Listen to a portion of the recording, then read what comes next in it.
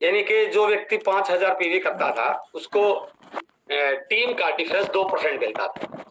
नए प्लान में भी वो डिफरेंस 2% एज इट इज है, उसमें कहीं कोई चेंज नहीं किया है।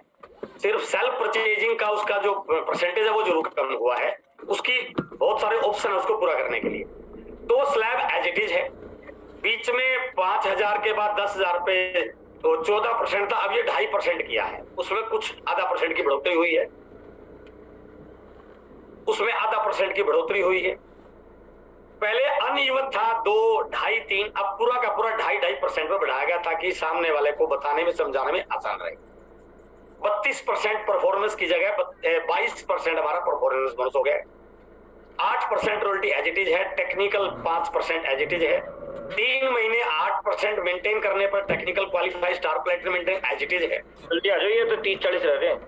अभी जो हमारा परचेजर था 100 रुपए से 1499 तक का परचेजर था, उसको उसकी 6 महीने की खरीदारी के पीवी का 12% उसको प्रोडक्ट मिलेगा। उसको कहीं पर भी पहले से प्रॉफिट हो रहा है, लॉस नहीं है।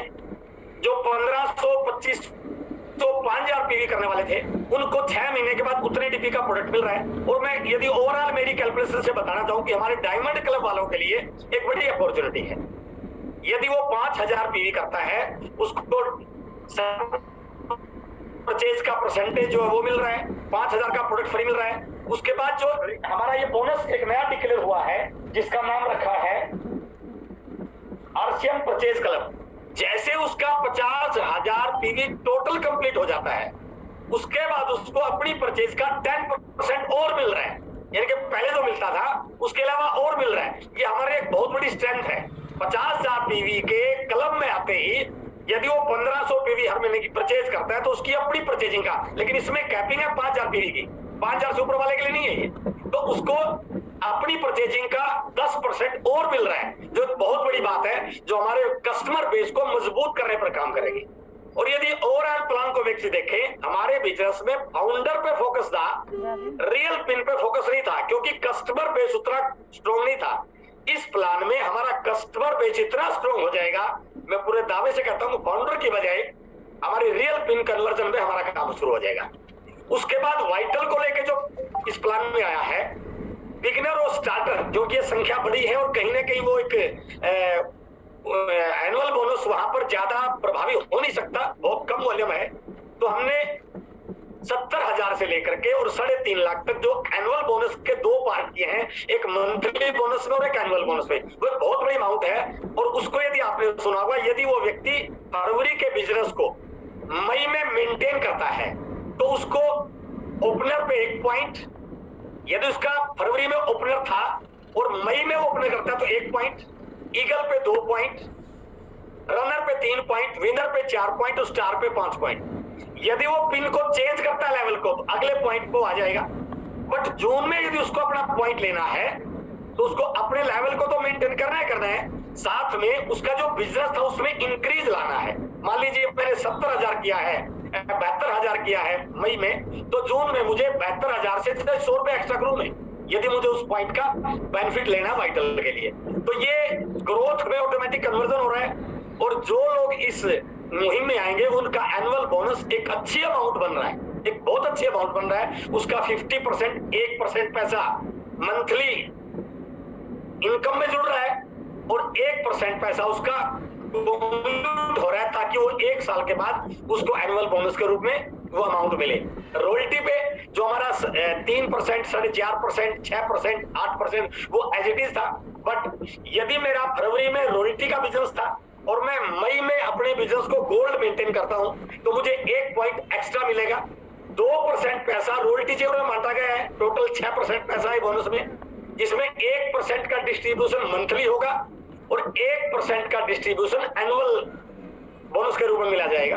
तो जो 1% डिस्ट्रीब्यूशन मंथली है वो मेरा फरवरी की जो मेरी पिन थी, यदि मैं फरवरी में व्हाइट गोल्ड था तो मई में मुझे गोल्ड मेंटेन करूंगा तो मुझे 1 पॉइंट मिलेगा। यदि मैं जून में गोल्ड मेंटेन करूंगा तो मुझे 1 पॉइंट मिलेगा। बट यदि मैं जून में स्टार गोल्ड मेंटेन करता हूं तो मेरे 2 पॉइंट कंसिडर हो जाएंगे।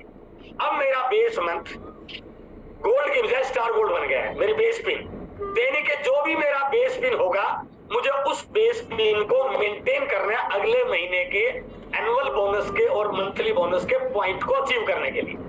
और उसका सिंपल है, यदि मैं वाइटल पे और अपनी कंसिस्टेंसी पे फोकस करता हूं तो वो मेरा जो मेंटेन वाला है और जो ग्रो वाला है वो बिल्कुल मेरे काम आ सकता है और मुझे अगले महीने के लेवल बदलने पर भी मुझे पॉइंट मिल सकते हैं। ऐसे ही स्टार गोल्ड पे 2 पॉइंट, प्लेटिनम पे 3 पॉइंट और स्टार प्लेटिनम पे 4 पॉइंट।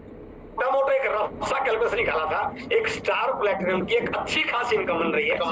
वो अच्छी खासी इनकम उसको एनुअल बोनस के रूप में जो मिल रही है वो एक बहुत मोटिवेट करने वाली है। और मैं ये पूरे विश्वास कहता हूँ हम उसको मीटिंगों में उस एनुअल बोनस को यदि हम प्रमोट करते हैं तो लोगों के लिए बहुत मोटिवेटिंग फैक्टर बन सकता है।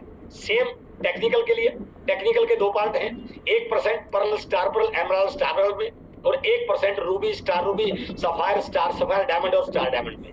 सेम पैटर्न, उसको लेवल को मेंटेन करना है अपने उस पॉइंट को लेने के लिए। जैसे वो अगला लेवल पे आता है उसको अगले लेवल का नए पॉइंट मिल जाएंगे, लेकिन आप उसको अगले लेवल पे मेंटेन करने के लिए अगले लेवल के पॉइंट को लेने के लिए काम करना पड़ेगा। तो सभी पार्ट्स को इसमें प्रयास किया गया है कि सभी पार्ट हमारे मोबिलाइज हो, एक्टिवेट हो। हायर परचेज वालों के लिए बड़े अच्छे पॉइंट हैं। हमने रात में कोठारी सर ने कई एग्जांपल लेके कैलकुलेशन किया। जो व्यक्ति 10,000 25,000 पीवी की परचेजिंग करते थे अब उनकी पहले से ज्यादा ग्रोथ है, पहले से ज्यादा उनको पेड आउट मिल रहा है। तो सारी चीजें बिल्कुल कमा सकती है। और अक्सर हम इस चीज को बोलते भी हैं कि कोई भी चीज अपने आप काम नहीं करती, उस पर एक्शन उसका प्रमोशन से ज्यादा काम करता है। हम किस ढंग से प्रेजेंट करते हैं वो बहुत इंपॉर्टेंट है। प्रेजेंटेशन का बहुत बड़ा रोल। यदि हम अपनी टीम के लीडर्स के साथ, अपनी टीम के साथ इस प्लान को प्रोजेक्ट करने में थोड़ा सा एक सही ढंग से वो चीजें दिखा पाए जो कंपनी दिखाना चाह रही है, तो इस प्रेजेंटेशन में वो चीजें छुपी हैं जो हर व्यक्ति को मोटिवेट कर सकता है। और मैं पूरे विश्वास के साथ कह सकता हूँ फील्ड में एक नई एनर्जी आएगी सर। अब तक जो भी लोग आरसीएफ प्लान के बारे में जो भी बातें बोलते थे, आज जो प्लान आया है वो बहुत सारी चीजों को कंबाइंड करके आया है। हाइब्रिड को कंबाइन करके आया है, क्युमुलेटिव चीजों को कंबाइन करके आया है, करंट इनकम को बढ़ाने के लिए काम आया है, टेक्निकल के बड़े एग्जांपल के लिए क्रिएट करने के लिए काम आया है। तो सारी चीजें इस प्लान में शामिल हैं, बस वो दिखनी चाहिए। कहते हैं जिसको जो दिख गया वो उसी प्रकार से प्रेजेंट करेगा। यदि आपको इस प्लान का फ्यूचर और इस प्लान में अपनी टीम का फ्यूचर दिख गया तो ये प्लान कमाल करने वाला है, बिल्कुल कमाल करने वाला है। बस इसको फील्ड में उतरकर हर साथी के साथ शेयर करने की जरूरत है। और कोठारी सर हमारे बीच में आ चुके हैं, मैं यही चीज कहना चाहूंगा। बहुत बहुत धन्यवाद sir, thank you very much. Thank you sir, thank you so much. और मैं आदरणीय कोठारी सर को इनवाइट करना चाहूंगा कि सर जो हमारा प्लान हमें मिला है इस पे जो समराइज है, जो और भी जो हमें जानना जरूरी है, ये पहले बार आपके मैं इनवाइट करूंगा सर, उसके बाद हम सवाल लेंगे। तो एक बार शानदार तालियों के साथ में आदरणीय कोठारी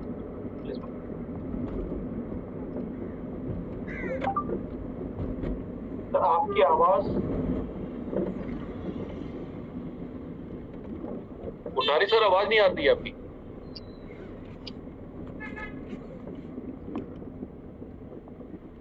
माइक तो उनका म्यूट है। नेटवर्क इशू है कुछ।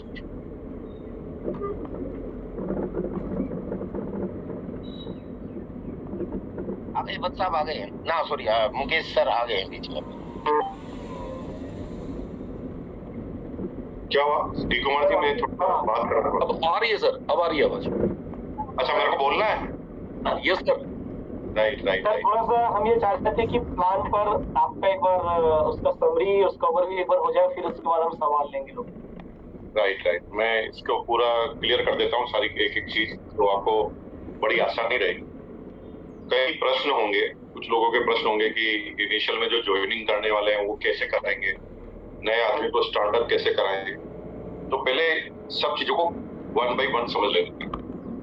इस बिजनेस में 3 मुख्य पहलू है: use the product, sell and promote the product, and third is build the network. Build the network से भविष्य बनता है, सेल और प्रमोट प्रोडक्ट से प्रेजेंट बनता है, और कोई भी चीज की कंसिस्टेंसी आती है यूज द प्रोडक्ट, यानी किसी चीज की गंभीरता जो आती है यूज द प्रोडक्ट से आती है।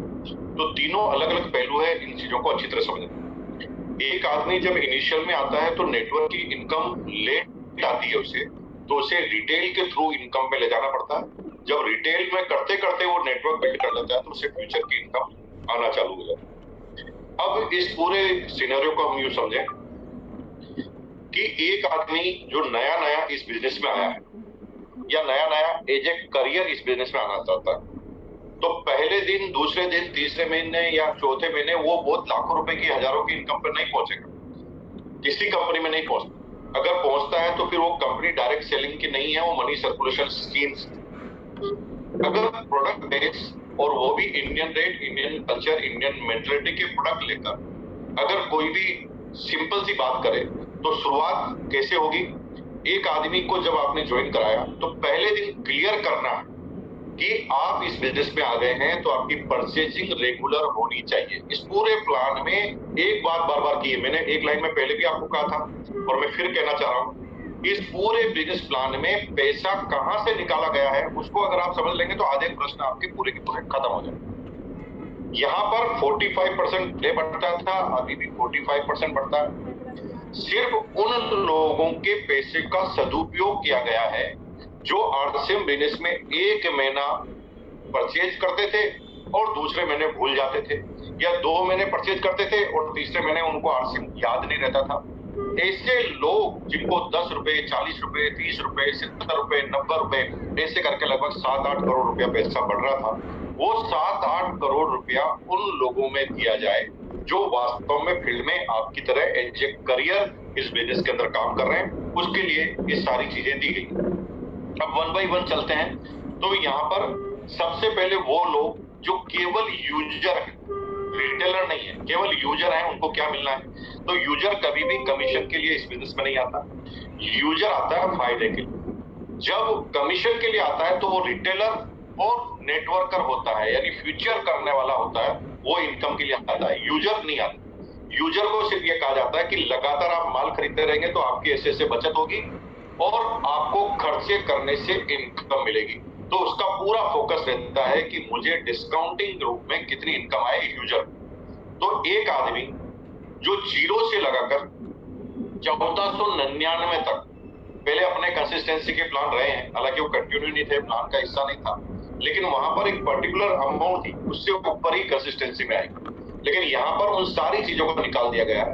एक आदमी 0 से 1499 तक लगातार अगर परचेजिंग करता है तो 6 महीने की टोटल, बस परचेजिंग बीच में नहीं छोड़नी। इस पूरे प्लान में एक ही चीज को बार बार महत्व दिया गया है कि एक आदमी इस बिजनेस में आ जाए तो परचेजिंग किसी भी हालत में न छोड़े। अगर 0 से 1499 तक परचेजिंग करता है तो 6 महीने के टोटल परचेजिंग के टोटल का 12% पीवी का 12% का उसे डीपी का प्रोडक्ट मिल जाता है। इसका मतलब एक आदमी जो डिस्काउंटिंग की बात करता है, पहले महत्व खत्म हो जाती है बात, क्योंकि वो आदमी को करियर से कोई लेना देना नहीं है, उसको फायदे से लेना देना है, इसलिए वो हर महीने परचेजिंग कर रहा है। तो पहला फायदा हो गया, 0 से 1499 तक वो परचेजिंग करता है तो पहले उसे 10% मिलता था, अब 12% पीवी के प्रोडक्ट मिलते हैं, उसको कमीशन से कोई लेना देना नहीं है क्योंकि वो इनिशियल आदमी है और 12% के जो प्रोडक्ट है उससे वो ज्यादा बेनिफिट नजर आता है। दूसरा, एक आदमी ने 6 महीने तक लगातार परचेजिंग कर ली और वो सोच 12%, उसके बाद 10% का और रेगुलर अगर प्रोडक्ट लेता रहेगा तो मिल जाएगा।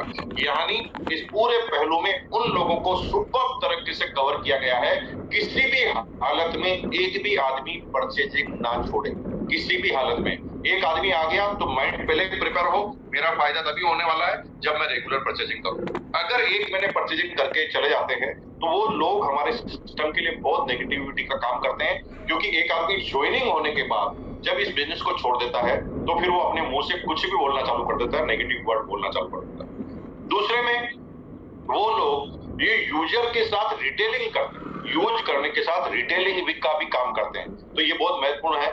वो लोगों को कवर किया गया है कंसिस्टेंसी में 1500, 2500, 5000, 1500, 2500, 5000 लगातार 6 महीने तक करते हैं तो वहां पर उतने ही पीवी के प्रोडक्ट उनको मिल जाते हैं। अगर सीधी बात करें तो 16.66% का मार्जिन उनको पास होता है। अब कुछ लोग कहेंगे सर पहले कैश मिल जाता था। सर मैंने भी आपको बार बार कहा कि यहाँ पर दूसरे पॉइंट पे रिटेलिंग वालों को फोकस किया गया। अगर 16.66 के प्रोडक्ट मिले हैं एक्स्ट्रा तो वो उसे रिटेलिंग करके 16.66% का गेन वापस ले सकता है। लेकिन यहाँ पर काम खत्म नहीं होता। कोई आदमी 10,000, 25,000 और 50,000 की रिटेलिंग कर रहा है तो क्या बेनिफिट होगा? 10, 25 और 50,000 की रिटेलिंग करता है तो उसे एक्स्ट्रा परचेज बोनस मिलेंगे। एक्स्ट्रा परचेज बोनस में 10,000 कंसिस्टेंसी 6 महीने तक करने के बाद 3,000, 25,000 6 महीने तक यानी लगातार 1.5 लाख करने के बाद 12,500 एक्स्ट्रा, और 50,000 कंसिस्टेंसी के साथ लगातार करने पर उसे 30,000 एक्स्ट्रा मिलेंगे। अब एक कैलकुलेशन लेते हैं ताकि मेरी भाषण नहीं रहे, कैलकुलेशन भी साथ साथ चल जाए। अब मुझे कोई भी अगर ये बता सके कि अभी तक कोई आदमी 10,000 की कंसिस्टेंसी के साथ परचेज करता था 6 महीने तक, तो उसे क्या मिलता था? उसकी कोई लेग नहीं चल रही, बी लेग नहीं चल रही, सी लेग नहीं चल रही, केवल वो नीचे 10,000 की परचेजिंग करता था तो क्या मिलता? आई थिंक मैं आपका आंसर कर देता हूं, 14% मिलता था। अगर 10,000 इंटू 6 60,000, 60,000 का 14% निकले तो वो 8,400 होता। अगर एम आई करेक्ट? अगर मैं सही हूं तो आप थोड़ा गर्दन हिला के बता दें। Right sir. अभी उसे 8,400 रुपए मिलता था, अब क्या मिलेगा? अब इसको क्लियर करते हैं। 60,000 की उसने परचेजिंग की, लेकिन प्रोडक्ट फ्री का कंसिस्टेंसी में 5,000 तक का ही है, तो 60,000 की परचेजिंग करने के बाद 5,000 डीपी के प्रोडक्ट मिल गए उसको। लिखिए 5,000 डीपी के प्रोडक्ट मिल गए। दूसरा फायदा हुआ कि 60,000 परचेजिंग की यानी 10,000 पर मंथ की, तो 3,000 रुपए उसे अलग से परचेज बोनस मिल गया। लिखिए 3,000।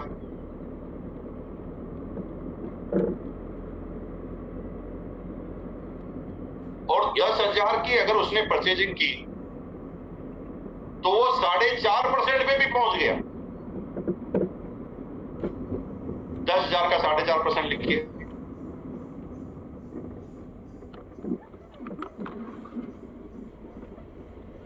यानी 60,000 का 4.5%, मैं गलती बोल दिया, 60,000 का 4.5%, 60,000 इंटू 4.5%, 2,700। अब इसके बाद और बेनिफिट है, उसकी बात तो मैं कर ही नहीं रहा हूं। अगर वो वाइटल पे है तो उसका बेनिफिट कुछ और हो सकता है। अगर वो 1,32% पे 22% पे है वो करता है तो उसके बेनिफिट अलग तरह के हैं। अब मैं सिंपल सी कैलकुलेशन दी, अभी तक कितने आ रहे थे? वो आ रहे थे 8,400। अब टोटल की तो कितने आ रहे हैं, कोई साथी अगर बोल सके तो? 10,700 हो गया क्लियर? यानी इनिशियल में ही वो लोग जो रिटेलिंग कर रहे हैं उनका फायदा हो गया। अब बात आती है तीसरे वो लोग जो हर